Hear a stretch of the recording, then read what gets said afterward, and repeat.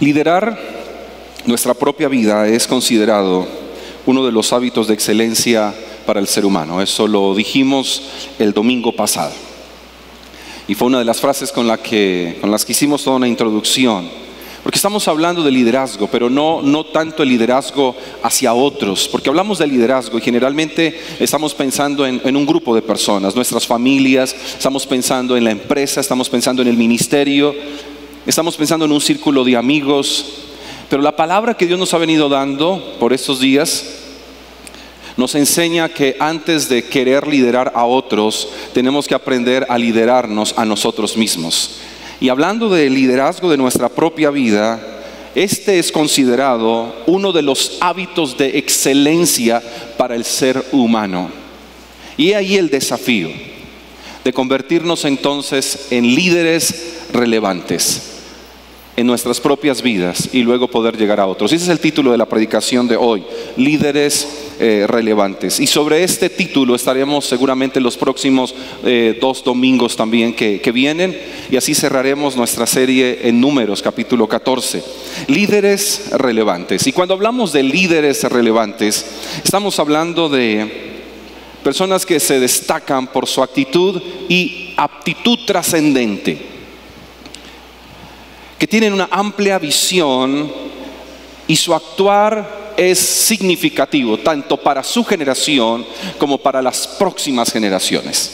Cuando hablamos de una persona relevante, es una persona de actitud correcta, es una persona que ha entendido la necesidad de formarse, de capacitarse, de ser apto para, y que entiende que tanto su actitud como su aptitud deben trascender, y su visión acerca de la vida sobre el fundamento de la palabra es amplia.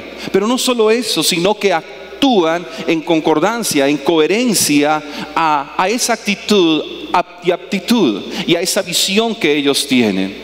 Porque piensan en ellos, pero también piensan en la generación que está. Pero no solo eso, sino que quieren hacer historia, quieren dejar un legado. Saben que deben pensar en las próximas generaciones. Y cuando uno mira esta realidad, uno sabe que esa es la tarea de la iglesia. Ese es el desempeño que nosotros como iglesia debemos tener. No solo cuando estamos en este lugar, sino también en cualquier lugar donde estamos diseminados en nuestras ciudades, es poder mostrar a Cristo y poder ser relevantes. Y quiero que miremos algunas características de un líder relevante. Características de un líder relevante. Y hay una característica que quiero que mencionemos hoy. Hemos leído ya varias veces algunos apartes de Números capítulo 13, pero el capítulo central en el que hemos estado ya por un mes es el capítulo 14. Y uno de los elementos que encuentro de quienes fueron relevantes en este episodio de la vida de Israel es el hecho de que en sus vidas Dios estaba presente. La característica de un líder relevante es esa: Dios está presente en su vida. Ahora, cuando pensamos en esto, cuando pensamos en el hecho de ser esos líderes relevantes en los cuales Dios está ahí, o hacen presente a Dios en sus vidas, alguien dirá, pero no es lógico. O sea, si somos cristianos, ¿no es lógico que Dios esté presente? ¿No daríamos por sentado que Dios está presente? Recuerde, un líder nunca da por sentado nada, siempre se asegura. Y si miramos bien el texto, nos damos cuenta que esos 10 líderes de los que hablamos las semanas anteriores, ellos recibieron la misma promesa, ellos recibieron las mismas oportunidades y ellos también eran líderes. Pero ¿sabe que hay algo importante? Y es que Dios no aparece en ninguna parte de su informe. Cuando ellos hablan, Dios no está en el informe. Es más, Dios no es mencionado por ellos ni una sola vez. Y eso ya muestra la toxicidad espiritual en la que estaban, lo poco o nada relevantes que eran, lo atascados que estaban y lo obstinados que fueron. Dios no estaba presente en ellos. Se desligaron de la palabra que Dios había dicho. Se desligaron de la promesa que Dios había hecho. Pero présteme atención, se desligaron también emocional y espiritualmente de la presencia de Dios entre ellos. Y estaban ahí y estaban ejerciendo un liderazgo, estaban asumiendo una misión encomendada. Fueron a explorar. Y Dios fue con ellos, pero ellos no eran conscientes de que Dios estaba ahí. Y alguien podría leer el texto y decir, pero bueno, es que era la mayoría. Y pues es que si enviamos 12 y vienen 10, y el informe de 10, pues pesa, porque 10 versus 2, pienso que hay que creerle a la mayoría. Pero si usted se sintoniza con el texto, usted se dará cuenta de cuando ellos hablan que Dios está ahí, cuando ellos pronuncian la palabra, cuando ellos mencionan a Dios en el proceso y en su informe, de ninguna manera. Por eso no siempre diríamos que por algo son mayoría. Hay que tener cuidado con eso. ¿Por qué? Éxodo capítulo 23, en el versículo 2, hay una instrucción del Señor a través de Moisés, cuando dice, no hagan lo malo solo porque la mayoría de la gente lo hace. Me parece un texto bellísimo. No hagan lo malo solo porque la mayoría de la gente lo hace. O no imiten la maldad de las mayorías. Y yo creo que esto es un consejo muy bello para nuestros jóvenes. Creo que vale la pena que los jóvenes resalten este texto, porque el joven tiene la tendencia a, si todos lo hacen, yo también. Pues todos lo están haciendo, es normal. Ese yo también encaja en ser como Jesús, pero no en el dejarnos arrastrar. No imites la maldad de las mayorías. Hoy también podemos encontrar como estos líderes o cristianos que en su hablar se nota la ausencia de Dios.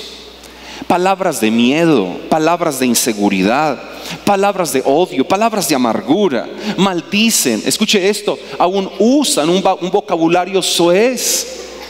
Pablo es tan explícito en el libro de Efesios cuando dice, hey, los cristianos no hablamos como habla el resto del mundo. La forma de hablar de los cristianos es distinta.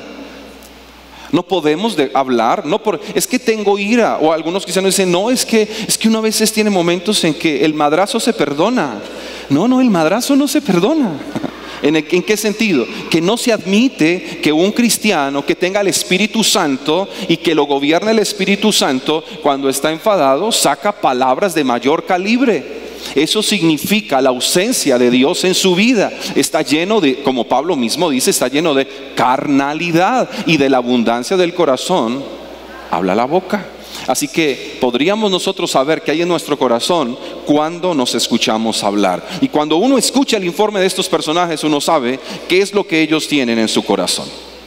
Cuando hay murmuración, cuando hay palabras de incredulidad, aun cuando hay tanta desesperanza en lo que se habla, no es la presencia ni la palabra de Dios allí presentes. Es que no hay vida de Dios en sus palabras de ninguna manera, ni hay palabra de Dios en sus vidas.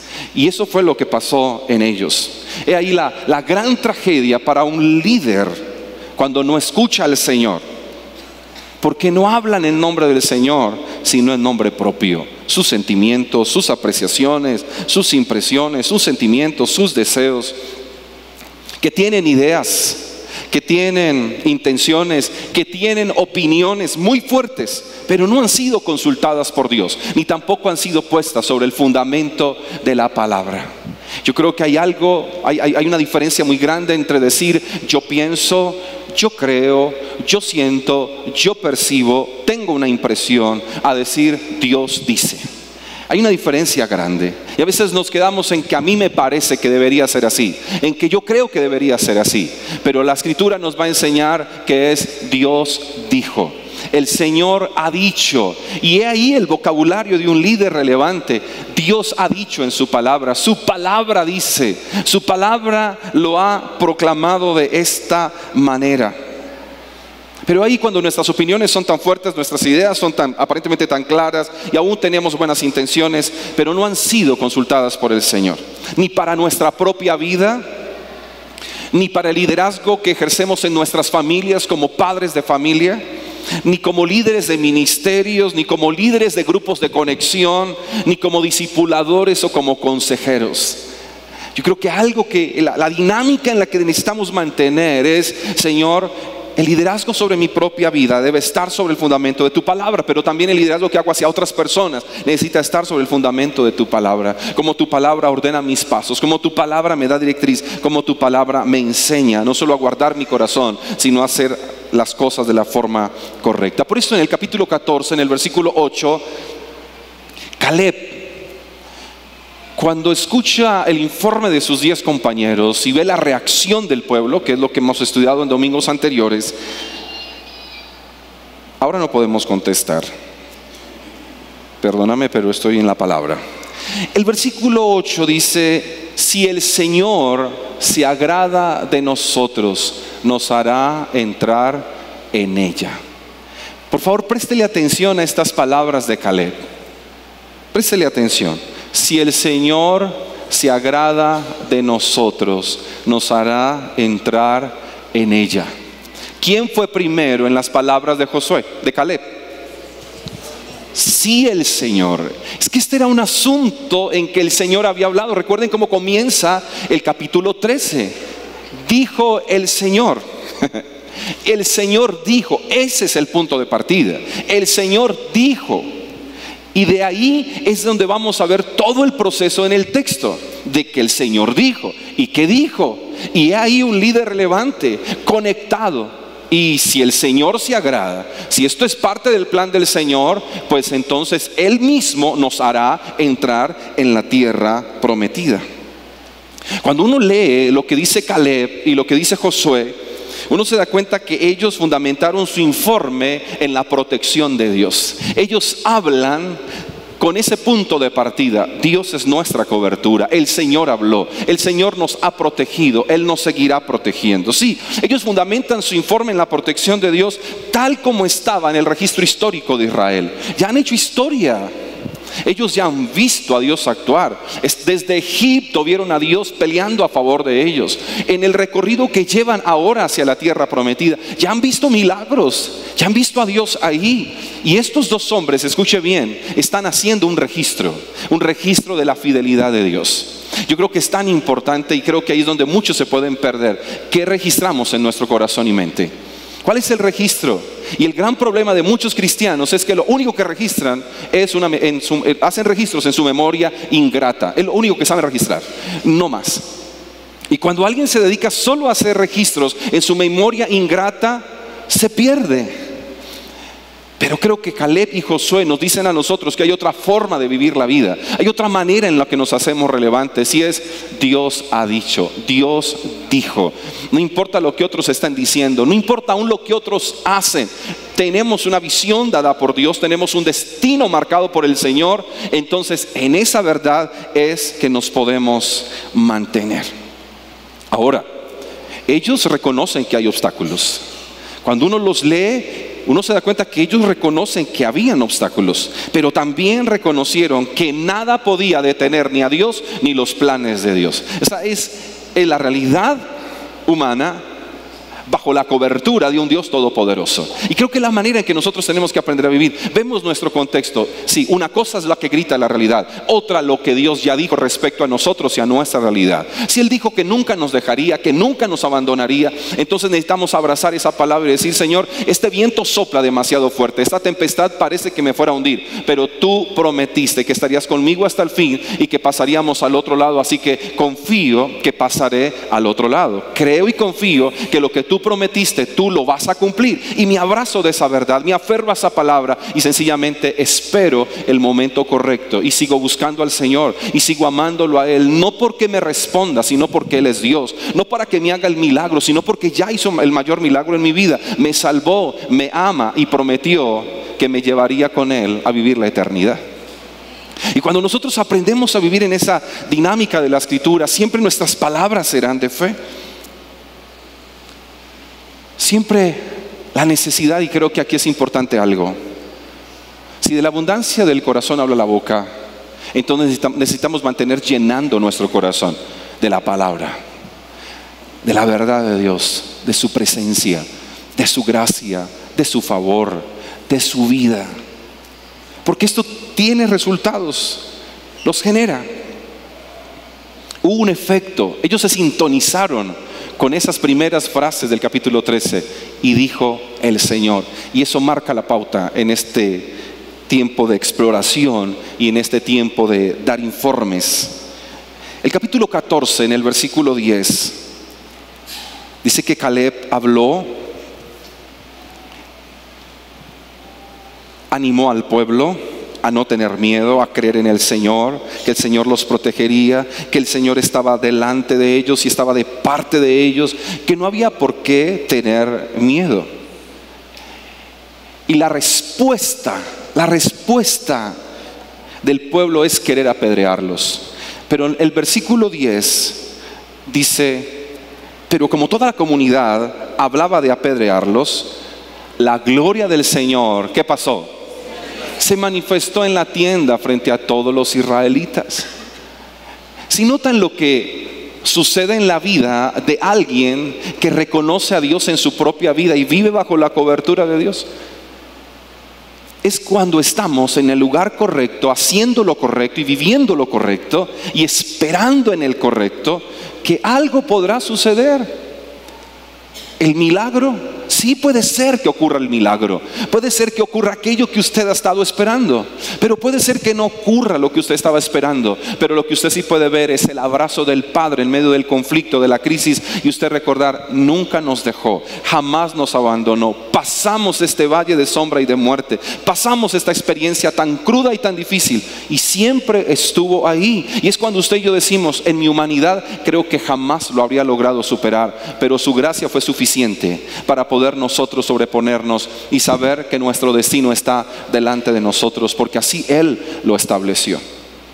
Y ellos fueron rodeados de la gloria del Señor. Dice: la gloria del Señor se manifestó en la tienda frente a todos los israelitas. Fueron ellos rodeados de la gloria del Señor. Eso pasa con alguien que se sintoniza. La gloria de Dios en el momento preciso se ha de manifestar. No cuando uno quisiera, pero sí cuando Él sabe que es el momento. Ellos mismos experimentan algo importante cuando Dios se pronuncia en medio de los dos informes, en medio de las reacciones, en medio de la obstinación, en medio del atascamiento en que están, en medio de la toxicidad en que está el pueblo. Hay unos hombres que ejercen un liderazgo relevante. Y el capítulo 14, en el versículo 12, dice el Señor: voy a enviarles una plaga que los destruya, pero de ti haré un pueblo más grande. Quedémonos con esa última parte. Yo haré de ti un pueblo más grande y fuerte que ellos. No solo un Dios que rodea con su gloria, sino un Dios que tiene toda la intención de empoderarnos. He ahí un Dios que viene y lo que le dice a Moisés es: mira, no vamos a entrar en pelea con este pueblo, no más. Ya no soportó que ellos me menosprecien, es lo que el Señor le dice, no más. Que ellos mueran y yo te voy a empoderar y te voy a poner sobre un pueblo fuerte. Voy a ponerte sobre un pueblo más grande. Estamos hablando aquí de más de 2 millones de personas. Y él dice: no. Y ahora 2 millones de personas en ese contexto era demasiada gente. No es lo mismo que decir hoy 2 millones de personas en un pueblo. En ese tiempo 2 millones implicaba una población demasiado extensa. Y él dice: te daré una mayor que esa. Y fuerte. Es decir, no con estos debiluchos. No te haré. Y esta respuesta de Moisés la vamos a meditar el próximo domingo. Pero solo quedémonos en el hecho de cuando Dios interviene. Y es un Dios que empodera, un Dios que cuando se empecina en bendecir, no hay nadie que impida que seamos bendecidos. Un Dios que ha determinado que cuando nos va a llevar a donde Él dijo que nos llevaría, no hay infierno que se pueda levantar y nos pueda detener. Porque Dios dijo y Él cumplirá. Porque Dios dijo y Él lo va a hacer. Pero algo también en el texto, en el versículo 44, creo que es importante. Que cuando se está sintonizado con el Señor y somos conscientes de la presencia del Señor en nuestras vidas, hay algo importante y es: no se separan de la presencia del Señor. Hablando del pueblo, dice que ellos, versículo 44, ellos se empecinaron en subir a la zona montañosa, a pesar de que ni Moisés ni el arca del pacto del Señor salieron del campamento. ¿Quiénes se quedaron junto al arca del pacto? ¿Quiénes se quedaron ahí? Si no son estos líderes relevantes. Se quedaron exactamente esos que estaban pegados. Los demás dijeron: no necesitamos, podemos lograrlo solos. Un líder relevante sencillamente sabe que ese efecto de dependencia le mantiene pegado del Señor. Y este mismo movimiento del 1444 lo podemos ver también en el libro de Éxodo, capítulo 33, versículo 15 y versículo 16, cuando dice este texto. Si lo tenemos, dice Moisés al Señor: o vas con todos nosotros, replicó Moisés, o mejor no nos hagas salir de aquí. Si no vienes con nosotros, ¿cómo vamos a saber, tu pueblo y yo, que contamos con tu favor? Si bien sabemos que Moisés tenía, por la cultura en la que se formó y por todo el tiempo que ha transcurrido, 80 años, sabemos que él tiene una mentalidad de los dioses territoriales. En la antigüedad y más en la cultura pagana se consideraba que los dioses eran dioses de ciertas áreas y hacían efecto en ciertas poblaciones. Me explico. Por eso ellos tenían el Dios para los primogénitos, el Dios para las cosechas, el Dios para los animales. Ellos tenían el Dios del agua, el Dios del día, el Dios de la noche, el Dios sol, el Dios de la luna, el Dios de la lluvia, y consideraban que eran dioses que hacían efecto en esos espacios y en esos eventos. Y sabemos que Moisés de alguna manera todavía tiene ese concepto de que puede ser que el Dios vaya con ellos solo hasta cierto punto y dice: no nos vayas a sacar de aquí. Pero él entiende, por lo menos hay una verdad en el texto, y es el hecho de: yo no voy a un lugar donde tú no vayas. Yo no doy un paso al frente si tú no estás conmigo. Es ahí lo que nos hace relevantes, la dependencia del Señor. Nosotros emprendemos tantas cosas, hacemos tantas cosas, soñamos tantas cosas y olvidamos el consejo de la Escritura. Si Dios quiere, si Dios lo permite. Recuerdan que ese es el consejo en el Nuevo Testamento. Vamos a hacer, sí, pero no olvides: si Dios quiere, si Dios lo permite. Pero eso no puede ser una frase de cajón, debe ser un principio y una convicción que me lleva a orar y mantener dependiente del Señor, que nos lleva sencillamente a entender: Señor, si tú no vas a estar en este asunto, pues yo no me voy a meter en ese asunto. Sencillamente yo quiero vivir en tu voluntad. Creo que necesitamos tomar conciencia no solo de la existencia de Dios, no solo es el hecho de decir: creo que Dios existe. No solamente es creer que Dios existe. Necesitamos tomar conciencia acerca de un Dios que existe y tiene voluntad y tiene un plan, y que nosotros necesitamos someternos a esa voluntad. Venga tu reino y hágase en mí tu voluntad. Es: muéstrame tu plan. ¿Cuál es tu diseño? ¿Qué tú quieres hacer en mi vida? ¿Qué es lo que tú has planeado hacer para este tiempo? ¿Qué es lo que tú vas a hacer en esta temporada? ¿Qué es lo que está en esta etapa? ¿Qué es? No solo creo que tú existes, yo te hago el Dios de mi vida, el Señor de mi vida. Y eso es lo que a usted y a mí nos puede guardar de llevar una vida que va de caída en caída y de fracaso en fracaso. Porque muchas veces nos quedamos en nuestra propia voluntad, pero ahí el llamado del Señor, de nosotros vivir con conciencia de su voluntad, con conciencia de su plan. Y es que en muchas ocasiones, en esos procesos, nuestra fe es lo único que va a hacer la diferencia entre el éxito y el fracaso. Hay un momento en la vida, aquí tenemos los dos exploradores ¿Cuál fue la diferencia entre el fracaso de 10 y el éxito de 2? Un asunto de fe. Porque el gran problema de ellos fue la incredulidad.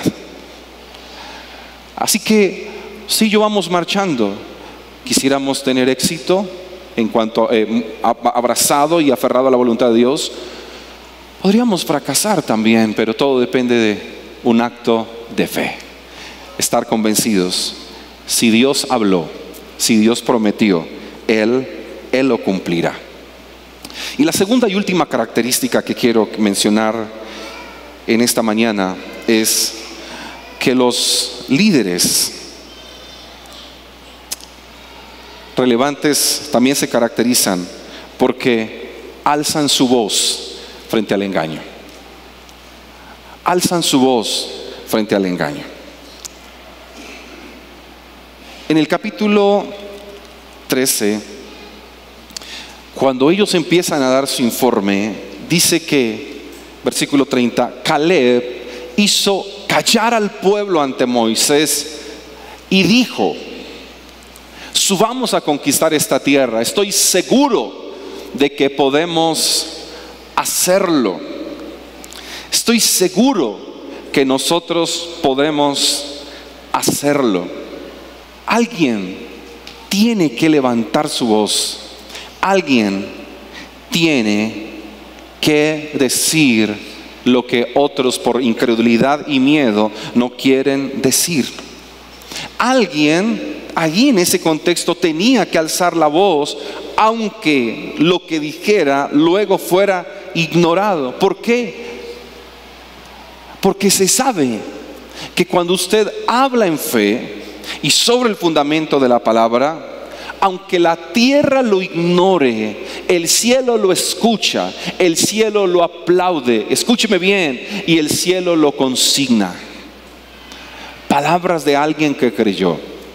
Y luego el mismo cielo lo que hace es venir y reembolsar esa verdad que consignó y la devuelve, pero con creces, con intereses. Y es mayor. Esas palabras, mire, esas palabras de Caleb, porque aquí es donde apenas estamos empezando a escuchar a Caleb hablar, son las primeras palabras de Caleb.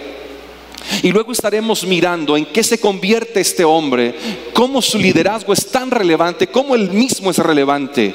Porque desde el comienzo su mensaje era de fe, de confianza, de vamos para adelante, vamos hacia adelante, vamos hacia el frente. Eran sus palabras todo el tiempo: vamos a hacerlo, podemos hacerlo.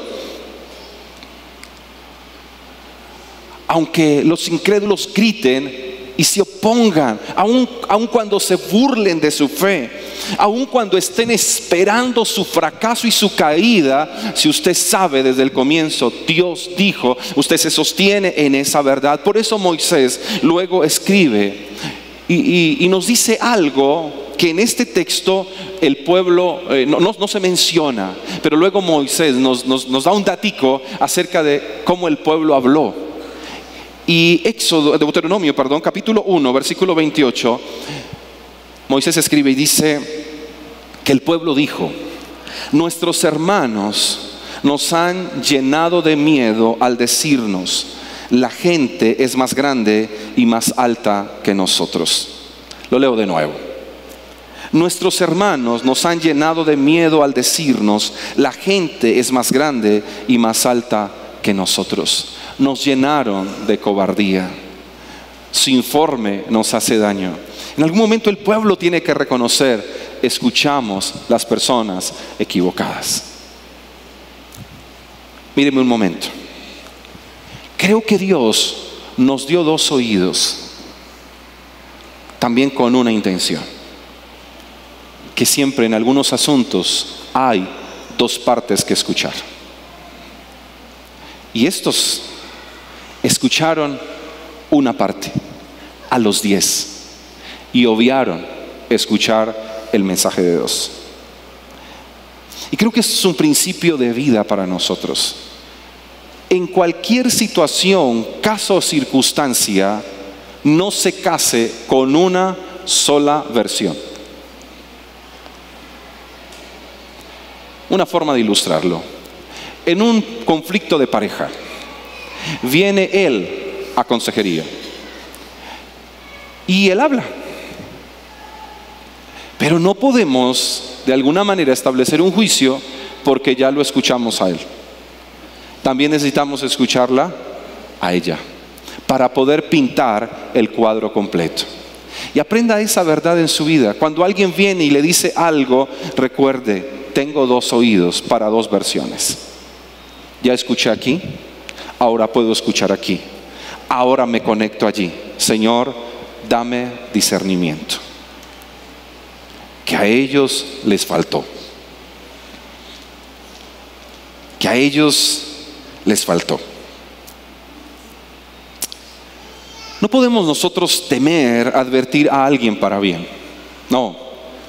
Pero es que si le digo se molesta. ¿Qué tal que se enoje? No podemos tener miedo a advertir a alguien para bien.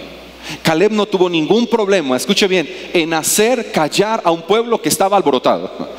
2 millones de personas hablando al mismo tiempo, gritando y llorando.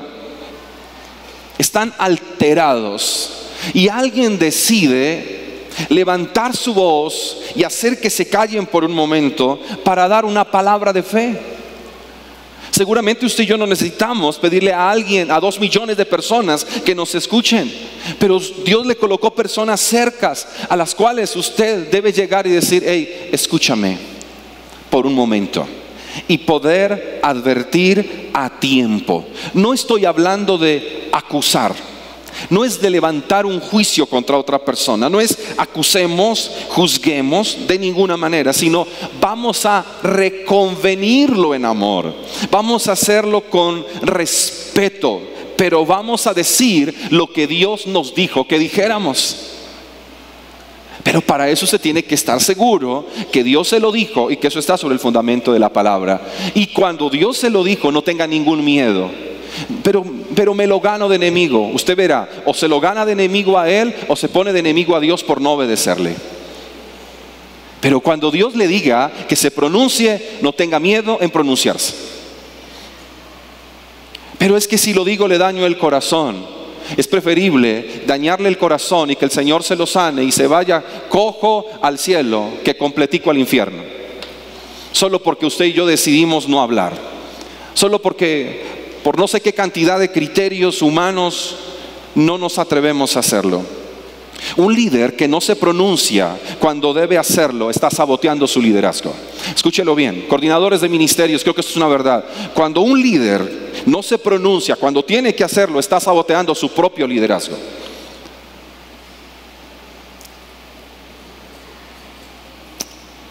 ¿Por qué?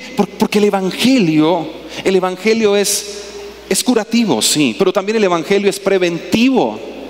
Y cuando usted y yo nos pronunciamos a tiempo, estamos previniendo y tenemos que aprender a prevenir.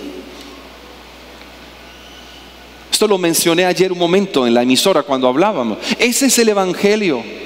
Cura al enfermo, cura al que está dañado, pero también nos previene a nosotros que ya estamos en casa. Nos muestra el camino, nos señala, nos da directriz.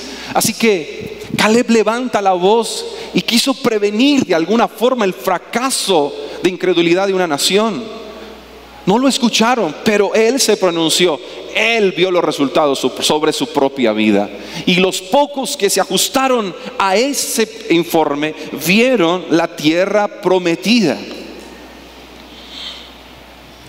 Por eso, mantener el silencio para no generar problemas. Escúcheme bien.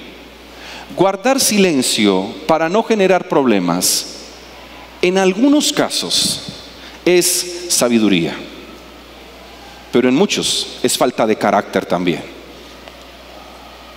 No, yo para no meterme en problemas prefiero no hablar.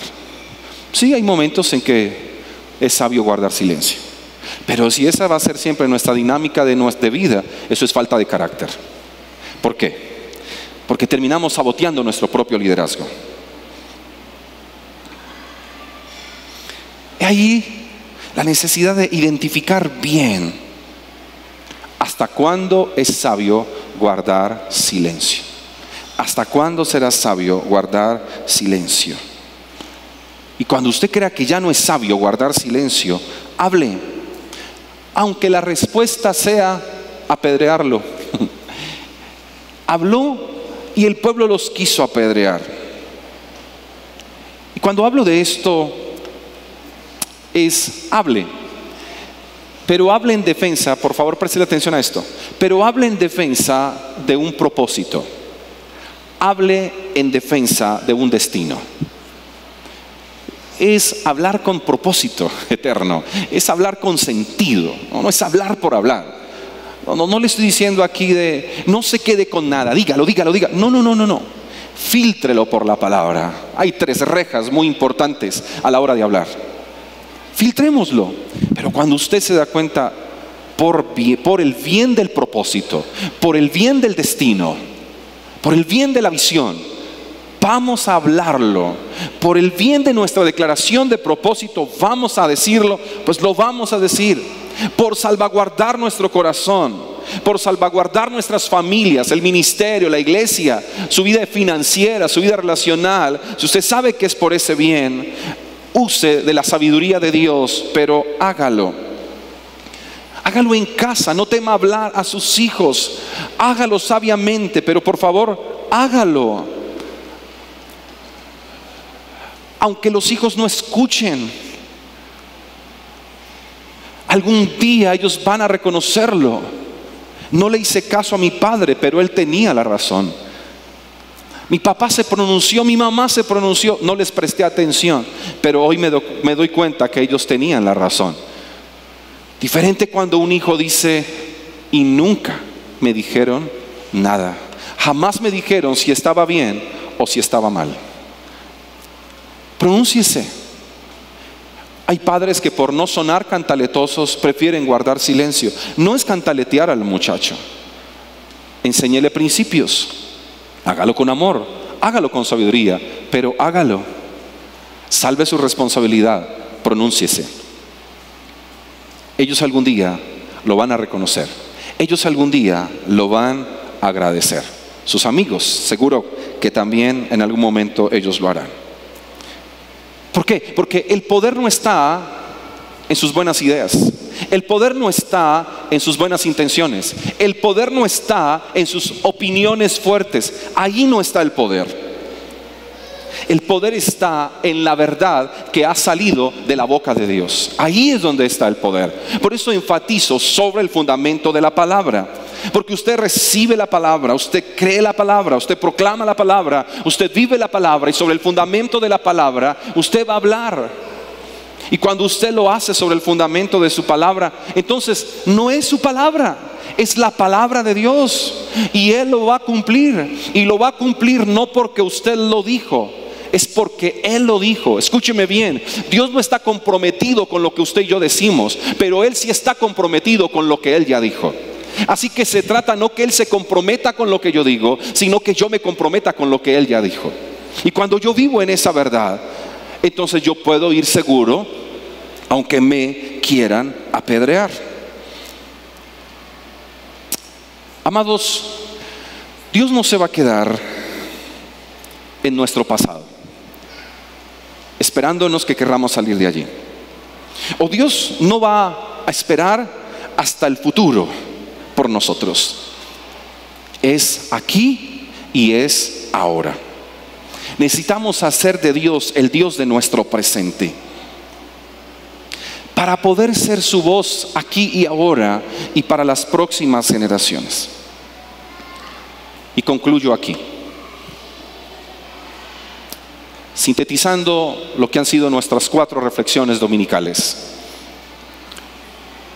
Quedarnos en el pasado nos vuelve obstinados. Cuando su vida todo tiene que ver con lo que sucedió ayer, con lo que pasó hace un año, 5, 10, 15 y 20. Cuando usted todo el tiempo vive y se queda en su pasado, usted termina siendo una persona obstinada. Si solo mira